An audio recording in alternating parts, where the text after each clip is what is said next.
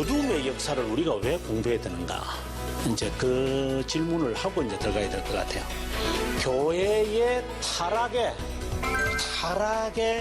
대명사가 중세교회사에서 나옵니다.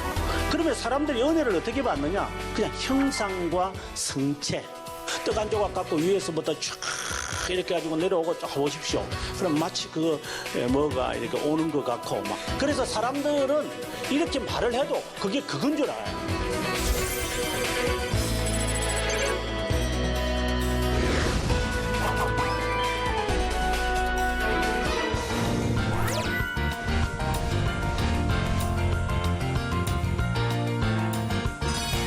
저는 우리가 중세교회사 이렇게 이야기를 할 때,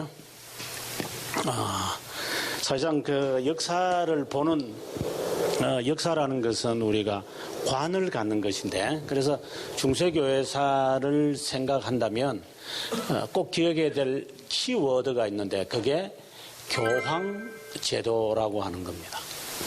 그래서 교황제도, 영어로 말하면 페프시라고 되겠습니다. 이 교황제도가 시작을 하면 이제 중세는 시작을 한다 이렇게 보셔야 되고요. 그 다음에 이 교황제도가 이제 절정에 달하면 우리 흔히 말하는 보통 역사학자들이 그렇게 말합니다. 고중세 그리고 이 교황제도가 이제 쇠퇴를 하면 이제 저중세 이렇게 말들을 합니다. 그래서 교황제도가 마치 이제 이렇게 사인곡선을 걷는다고 보시면 되겠습니다. 그래서 시작을 어떻게 시작이 되어졌고 어떻게 이 교황제도가 마무리되어졌느냐 그리고 이 절정에 이르렀을 때는 언제냐 상당히 흥미있는 이야기들이에요. 그리고 이 마지막 때가 되어졌을 때는 르네상스 시대가 도래하고 르네상스 시대가 진행되는 가운데서 우리가 이제 올해가 종교개혁 500주년인데 종교개혁 500주년을 맞이하게 되어진 이 시점이 됩니다. 그래서 교황제도는 중세사를 대표하는 것이지만 이 중세사를 대표하는 이 교황제도를 두 종류로 사람들이 이야기를 합니다. 저희들이 말할 때는 어두운 세대라고 그러고 그리고 로만 가톨릭은 하는 말이 믿음의 시대다 이렇게 이야기를 합니다. 왜 믿음의 세대냐 어두운 세대냐라고 하는 것은 역사를 보는 관점 같아요. 저희들은 그 중세의 역사가 어둡다라고 보는 것이고 로만 가톨릭은 아니다.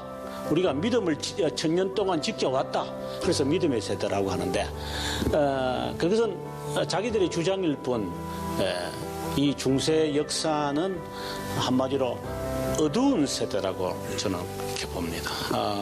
어느 정도 어둡느냐라고 말하는 것은 가장 많은 타락, 교회의 온갖 타락이 여기에 다 집중되어 있다고 보시면 됩니다. 그 하나 비관한 예를 하나 제가 드리는 게 차라리 좋을 것 같아요. 15세기까지 와서도 로만 가톨릭을 반대하는 사람들을 어떻게 죽였을까? 보통 여러분들이 아마 오늘 방금 찬송을 이렇게 불렀습니다만은 화형을 시켰다, 코를 잘랐다, 귀를 잘랐다, 발목 잘랐다, 혀를 잘랐다, 눈을 뽑았다, 이런 거는 교회 역사에서 순교 역사 이야기하라면 엄청나게 많죠. 정말 그 잔인한 역사 아마 시중에서 보시면 아마 제가 한국말로 어떻게 번역되어 있는지는 제가 모르겠습니다만은 마트르즈의 그러니까 순교자들의 미러 이래 가지고 이 책이 있습니다. 티엘라몽 쓴 책인데 이 책에 보게 되어지면은 중세사 동안에 그 죽었던 사람들의 그 순교의 이야기가 막 등장해요. 그런 거라든가. 그 다음에 또 이건 방금 제가 한 것은 이제 티엘레몽이 그 재세례파가 쓴 책이라고 하지만, 그러면 우리가 잘 알고 있는 존 폭스가 쓴 책을 보면은 이거는 우리말로 번역되어서 우리가 시중에 쉽게 구하죠. 기독교 순교사. 이 책에 보게 되어지면 초대교회부터 시작을 해서 이제 종교개혁 시대까지 이제 많은 사람들이 죽은 모습이 잘 등장합니다. 거기에 하나의 제가 이야기를 한번 해보면,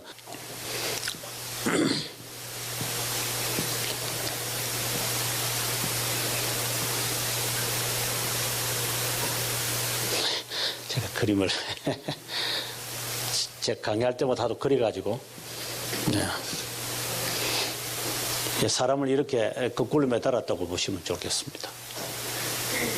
네. 거꾸로 매달고 난 다음에 사람은 어떻게 죽을 것 같아요? 여러분 생각에. 이게 톱이라고 보시면 됩니다. 톱. 네. 여기서부터 잘라냅니다. 끝까지 잘라냅니다. 사람 죽어도 끝까지 잘라냅니다. 싹 잘라버립니다. 물론 독재자들이 반역자들을 죽인다거나 이렇게 하는 것은 우리가 러시아의 이반 4세 같은 우리가 흔히 말하는 폭군 중에 폭군이지 않습니까? 그런 사람들이 이렇게 했다는 것은 그것은 이해가 돼요, 저는. 예, 그리고 로마 제국이 초대교회 성도들을 핍박을 했다는 것은 그 사람들은 하나님을 모르는 사람들이니까 저렇게 한다고 괜찮아도 로마 교황이 15세기입니다. 그것도 12세기, 11세기도 아니고, 예, 르네상스가 한참일 때, 르네상스가 한참 우리가 말하는 미켈란젤로라든가 다빈치 같은 이런 사람들이 활동하고 있던 그 이탈리아의 지금 문화부흥이 한참 일어날 그 시기에 교황이 그 장소 앞에서 교황이 보는 자리에서 이렇게 합니다. 흥부가 박히는 식으로. 이것은 아주 항상 있는 일입니다. 이거. 그런데 이런 어두운 여러 가지 말들이 너무나도 많지만 오늘 제가 그 이야기를 쭉 하려고 하는 건데, 어떻게 이것을 믿음의 세대라고 이야기할 것인가. 저는 한 명의 생명이 천하보다 귀한데, 만약에 무죄한 자를 만약에 우리가 실수를 했다면 그 연자매들 목에 달아가지고 목에 빠져 죽어야죠. 그러나 지금까지 그들의 역사 속에서 지금 종교개혁 이후에 있고 난 지금까지 프란체스코 지금 2세가 지금 교황이 되어 있습니다만은, 그들이 과거에 그러한 것에 대한 이름들을 부르면서 그것에 대한 용서가 있는가? 그것은 말도 안 되는 이야기입니다. 자, 그냥 아주 비근한 제가 극단적인 예를 하나 제가 들었을 뿐인데요. 어둠의 역사를 우리가 왜 공부해야 되는가? 이제 그 질문을 하고 이제 들어가야 될 것 같아요.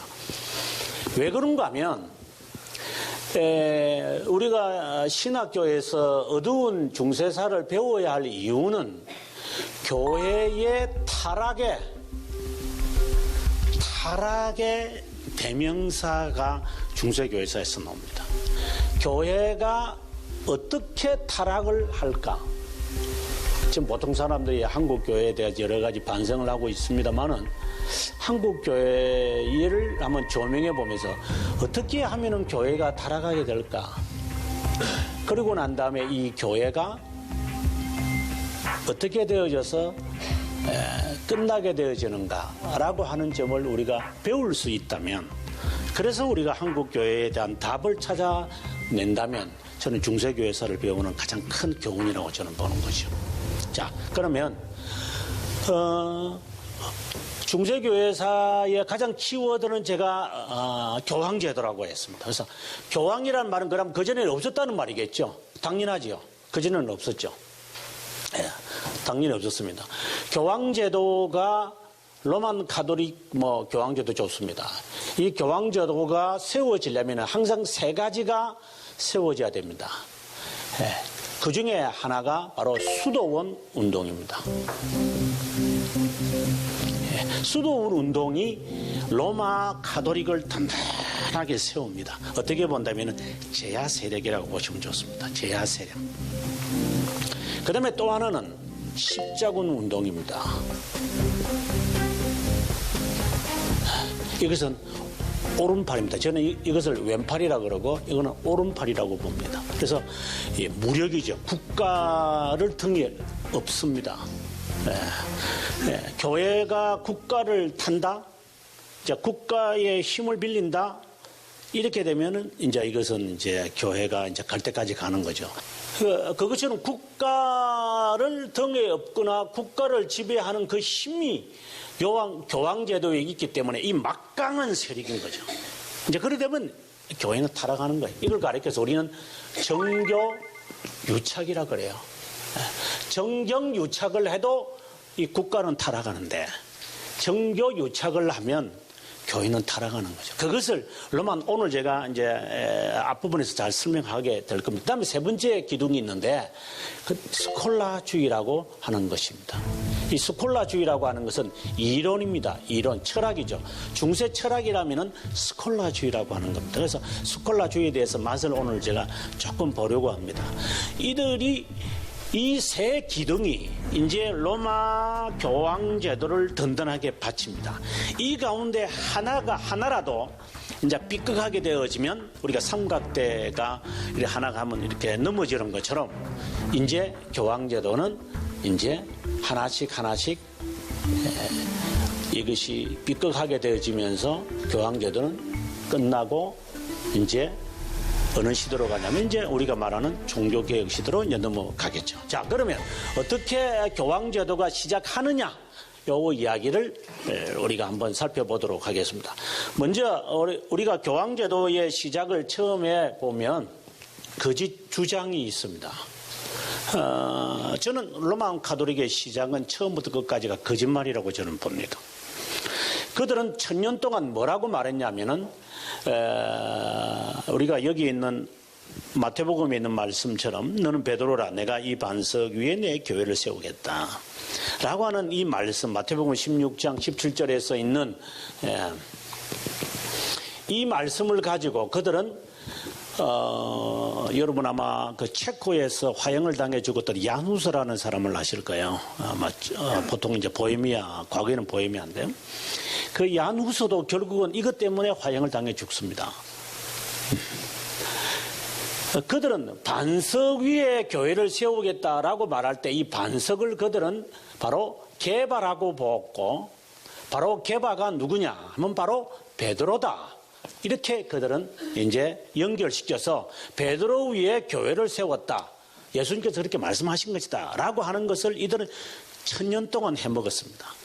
왜? 그럼 그것이 어떻게 가능했는가? 당연했죠. 왜냐하면 그때는 98%가량이 다 시골에 있었고 여러분 아다시피 그때는 언어라고 하는 것은 눈으로 보고 읽을 수 있는 사람은 거의 없었습니다.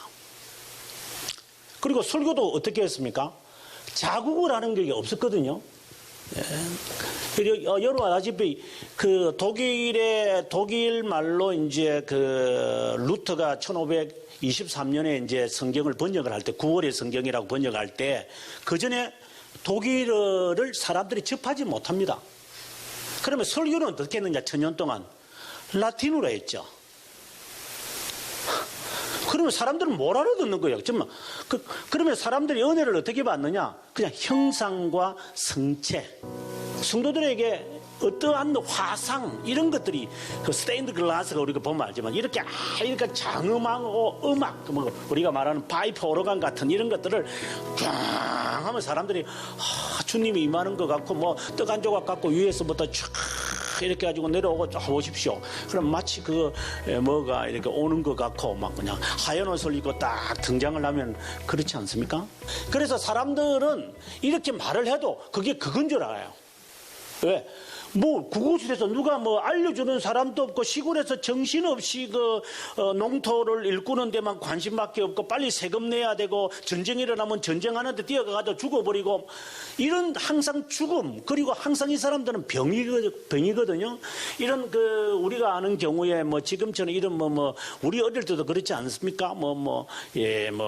화장실이 따로 있고 그리고 우리가 흔히 말하는 대로 식당이 따로 있고 거실이 따로 있고 침실이 따로 있습니까? 그냥 그 안에 앉아가지고 이 사람들은 당시에 거의 대부분이 80% 90% 이상은 이 사람들은 그냥 돼지 우리에서 돼지와 강아지와 개와 소와 염소와 함께 같이 먹고 자고 하는데 생명이 오래 살 리가 없죠. 40 넘어가면 그나마 다행이고 항상 질병과 병과 추위와 배고픔 속에서 이런 사는 사람이기 때문에 교회에 와가지고 못 알아듣는 그 설교를 들으면서 그 장엄한 그 어떤 것에 임하고 앞에 가가지고 그냥 떡 한 조각 주면 그냥 혓바닥 내밀면 딱 하나 주면서 구원이 너에게 있을지어다 이래 하면 아멘 하고 이런 식으로 살아가는 사람들한테 이게 통했던 거죠.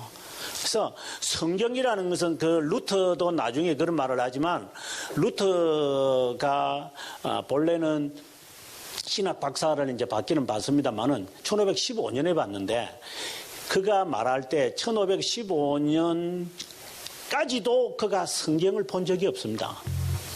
성경을 본 적이 없어요. 그러면서 수도원 생활을 10년 동안 해요. 그러니 수도사들이 수도원에서 평생을 있는데 성경을 읽는 게 아니에요. 그냥 제가 말하는 성경이라는 것은 라틴어 성경을 말하는 게 아니라 원어 성경을 말하는 거죠. 원어 성경을 읽어본 적이 없기 때문에 말씀에서 루터가 은혜를 받는 거 10년 동안 한 번도 해본 적이 없습니다.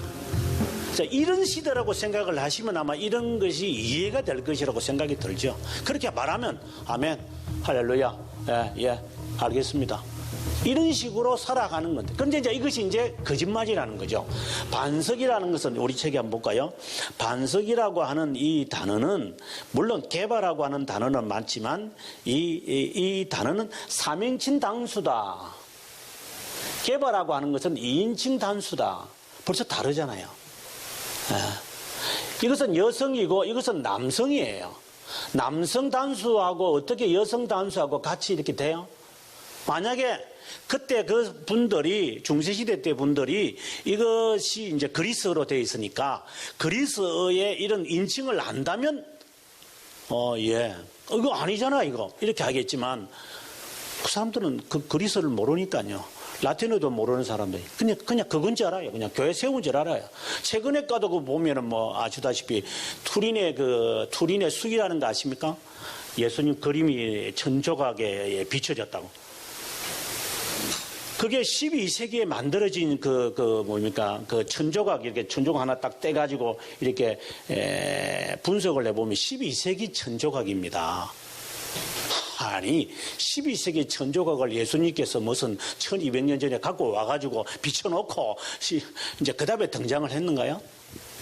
이런 거짓말들이 로만 가톨릭에서 참만한 게 하나도 없습니다. 다 거짓말. 왜? 성도들을 속여야 되니까. 그 다음에 이제 루터 선생이 이제 나중에 종교개혁을 이제 하기 전에 이제 갈등을 할 때 로마를 방문하잖아요. 로마를 이제 그가 독일 이제 엘프루트에서 이제 걸어서 이제 순례를 해가지고 왔는데 사도 요한의 사리가 있는 거야. 그럼 어떻게 했어요? 여러분 사도 요한의 사리 지금도 있어요. 그러나 많은 사람들은 로마 가톨릭 사람들은 그걸 누가 한번 분석해 볼까요? DNA예요. 사도 요한의 DNA가 뭔지 우리가 어떻게 알아요? 이런 일들은 로마 가톨릭에 처음부터 시작을 해서 끝까지 늘 있었다라고 하는 것이고요. 그 다음에 그 외에도 있습니다. 그 요한복음 보게 되면 21장에 보게 되어지면 내 양을 치라 이렇게 하잖아요. 내 양을 먹이라. 이것을 뭐라고 이 사람들이 해석하느냐면은 먹이라고 아니라 지배하라. 그래서 베드로는 모든 세상에 있는 교회를 지배하게 되어진다. 이런 이야기들을 하는 거야. 그 다음에 또 있습니다. 이제 제가 책에도 잠깐 말했는데 거짓 문서라는 게 등장합니다. 거짓 문서. 이게 우리가 잘 알고 있는 콘스탄티누스 위정서라고 하는 겁니다. 보통은 이제 자기들은 기정서라고 했죠. 그러나 위정서, 지금 위정서라고 합니다. 이 본래 이제 콘스탄티누스 기정서라는 것은 어느 문서 안에 들어갔냐면 이시도리안이라고 하는 이시도리안 문서 안에 이제 콘스탄티누스 이게 문서가 하나 들어있는 겁니다. 그 다음에 두 번째는 교황들의 족보가 있습니다. 족보. 제가 그 족보에 대해서 제가 여기 쭉 이야기하면서 118페이지 밑에 보시면은 족보가 있다고 하면서 교황이 없었던 때가 있었어요. 교황이 없었던 때가 한 번 정도, 두 번 정도 있었으면요. 한 1500년 동안 이해는 돼요.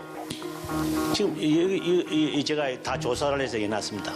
어떤 때는 119페이지 둘째 줄에 보시면은 1378년에서 1423년까지 45년 동안도 교황이 없었어요. 근데 이것을 뭐 로만 가톨릭 족보가 뭐 전부 만들어낸 이야기들입니다. 그리고 특별히 콘스탄티누스 기정서, 이제 지금은 위정서라고 그러죠. 이 위정서가 어떻게 이제 이게 거짓말로 이제 발견이 되어졌냐면, 여기 보면 콘스탄티누스 황제가, 이제 문둥병에 걸려가지고, 이제 너무 고마운 나머지 이제 기도하는 가운데서 낫게 되자, 이 이탈리아, 이 반도를 이제 하나님께 드린다는 의미로 실베스터에게 드렸다 그래요. 실베스터에게, 이 문서 안에 실베스터 황제에게, 교황에게. 뭐 그게 그렇지 알지요. 뭐 사람들이 뭐 족보를 다 보고 하는 것도 아니잖아요. 우리도 뭐 솔직히 태세 이렇게 해가지고 우리가 우리나라 이런 조선 왕조를 외웁니다만은 누가 우리 신라 왕조 외우는 사람 있는가요? 별로 없잖아요, 그죠? 시험 칠 때 외우고 난 다음에 다 까먹었잖아요, 나가는 동시에. 근데 그것처럼 마찬가지죠. 누가 교황 족보 외우겠어? 이렇게 또 없는 사람도 많은데. 어떤 때는 3일 동안에 교황됐다가 죽어버린 사람도 있거든요. 3일, 4일, 그리고 하루, 교황이 누가 되는지 어떻게 알아요? 그래, 저들끼리 했다가 이 사람이 돼야 되는데, 저 사람 저거 되면 안 돼. 해가지고, 문 열고 나가다가 칼 찔러 죽여버리고, 지가 대신 바꿔버리고, 누가 안 와요? 사진을 찍어 놨나요? 이런 작태들이 있는데, 누가 누군지를 어떻게 아나요? 족보가 있다는 거예요. 족보 자기들이 다 만든 거죠, 이거는요. 네. 근데 어떻게 그러면 이것이 거짓말이 등장했느냐면은 콘스탄티누스가 이제 우리가 흔히 말하는 문둥병에 걸렸다는데, 당시에 콘스탄티누스 황제가 있을 당시에 이 사람의 그 생애 자서전을 쓴 사람이 있어요. 그 사람이 유세비우스라는 사람입니다. 유세비우스의 글에는 콘스탄티누스가 황제가 문둥병에 걸린 적이 없어요. 당대의 사람들은 그래요. 근데 후대의 사람들은 아니라고 하는 거겠죠. 그 다음에 두 번째는 콘스탄티누스 기정서 안에는요, 실베스터에게 이거 드렸다고 하는데요. 실베스터가 이제 드렸고, 실베스터가 이제 콘스탄티누스에게 세례를 베풀었다고 해요. 근데 실제로 콘스탄티누스는 누구에게 세례를 받았느냐? 유세비우스에게 세례를 받아요. 이게 거짓말이죠. 그 다음에 또 있어요. 이거 한두 개가 아니지만 제가 이제 가장 특징 있는 것만 이야기해요. 그 다음에는 이때가 이제 4세기잖아요. 콘스탄티누스가 이제 4세기에 세상을 떠나니까 337년에 죽거든요. 이게 4세기인데, 이시도리안 이 문서가 만들어진 데는 8세기에 만들어집니다. 이 4세기에 8세기에 직책 이름이 나옵니다. 무슨 말인지 이해되시죠? 8세기에 있는 로마 공직자의 이름이 4세기에 등장하는 거죠. 그러면 이거 뭡니까 이거는? 이때 8세기에 만든 거죠. 그래서 이것을 모든 역사가들이나 그리고 모든 역사는 이것이 위정이라고 한다. 그런데 왜 이게 그렇게 중요하냐? 이것을 가지고 이제 좀 있으면 이제 이야기가 나오겠습니다만은 이것을 가지고 로마 교황은 신성 로마 제국을 등에 업게 되기 때문에